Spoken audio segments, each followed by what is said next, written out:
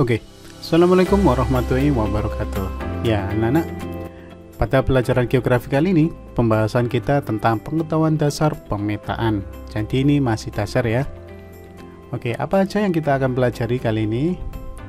Nah, yang kita pelajari adalah tentang pengertian, jenis, dan fungsi peta. Ada 3 ya. Sebenarnya kita bisa memasukkan tentang komponen-komponen peta, tapi saya rasa terlalu panjang, akan saya buatkan di video selanjutnya. Jadi untuk kali ini kita akan belajar tentang apa sih peta itu, kemudian apa saja jenis dari peta itu, dan apa aja juga fungsinya. Yang pertama, pengertian dari peta. Menurut Sutarjo Surjono Sumarmo, peta adalah suatu lukisan dengan tinta dari seluruh atau sebagian pemukiman bumi yang diperkecil dengan perbandingan ukuran yang disebut dengan skala. Nah, selanjutnya kita akan bahas pengertian peta menurut Badan Koordinasi Survei dan Pemetaan Nasional yang kita mengenalnya dengan Bogosur-Tanal. Apa sih peta? Peta merupakan wahana bagi penyimpanan dan penyajian data kondisi lingkungan. Merupakan sumber informasi bagi para perencana dan pengambilan keputusan pada tahapan dan tingkatan pembangunan. Bingung ya? Oke, kita akan bahas pengertian peta menurut kita sendiri. Nah, kita artinya menyimpulkan sendiri nih. Sebelum kita menyimpulkan, kita lihat dulu gambar ini. Ini adalah contoh peta. Dari kalian melihat gambar ini, apa yang bisa kalian definisikan tentang peta? Nah, saya mendefinisikan seperti ini. Peta adalah gambaran konvensional permukaan bumi pada bidang datar yang dilihat dari atas dan diperkecil dengan skala. Oke, peta itu isinya gambaran konvensional. Kenapa konvensional? Karena kalau kalian lihat di sini bukan gambar nyata, tapi gambar tidak nyata yang berupa simbol-simbol saja. Ada yang berupa simbol titik, ada simbol garis, sungai, simbol garis biru, dan sebagainya. Nah, gambaran konvensional permukaan bumi. Jadi yang digambar hanya muka bumi aja nih, dalam bumi tidak usah. Di mana gambarnya? Di bidang datar. Yang dilihat dari mana? Dari atas, dan diperkecil dengan skala. Ya, kalian tidak akan pernah menemui gambar peta yang skalanya 1:1. Pasti akan diperkecil. Makanya nanti akan ada pembagian peta menurut skalanya. Jadi itu definisi tentang peta ya. Yang kedua, kita akan belajar tentang jenis-jenis peta. Apa aja jenis peta? Secara umum, peta itu terbagi menjadi 2 ya. Ada peta umum, ada peta khusus. Peta umum, peta khusus. Apa itu peta umum? Peta umum adalah peta yang menggambarkan segala sesuatu di permukaan bumi secara umum. Contohnya seperti apa? Peta geografi atau korografi, ada peta topografi, ada juga peta dunia. Yuk kita bahas satu persatu. Peta korografi atau geografi. Apa sih peta korografi itu? Yaitu peta yang menggambarkan seluruh atau sebagian permukaan bumi dengan skala yang lebih kecil. Berapa skalanya?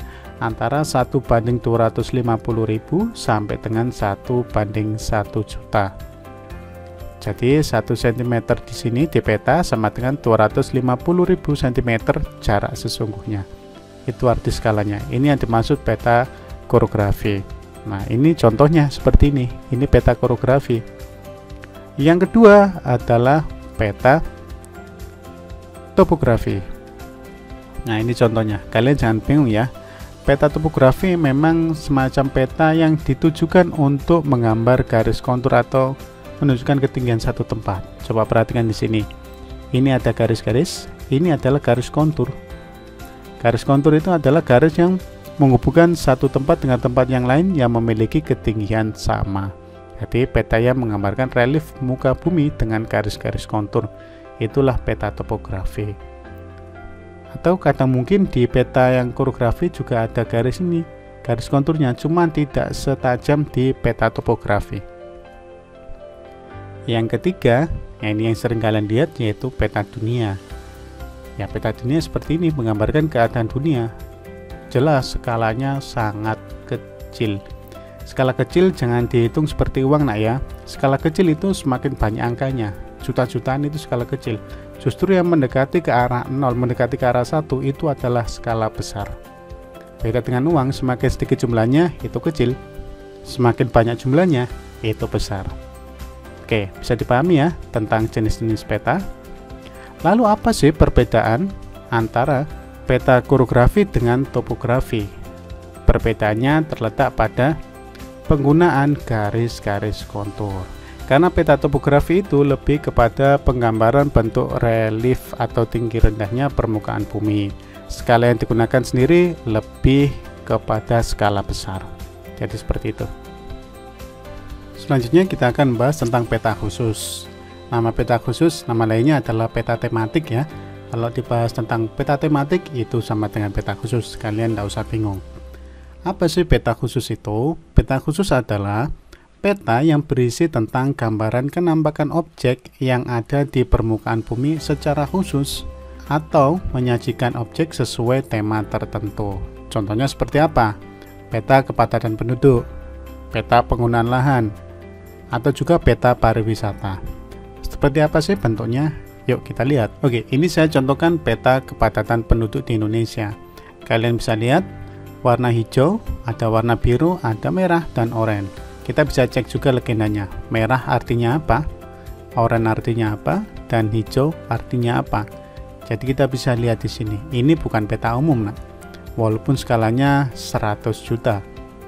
Peta ini masuk dalam kategori peta khusus karena menunjukkan kepadatan penduduk di wilayah Indonesia.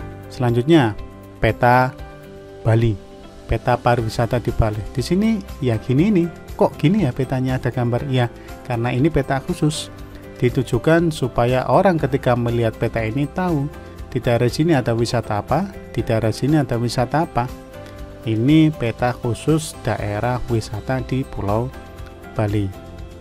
Selanjutnya ada juga peta berdasarkan skala.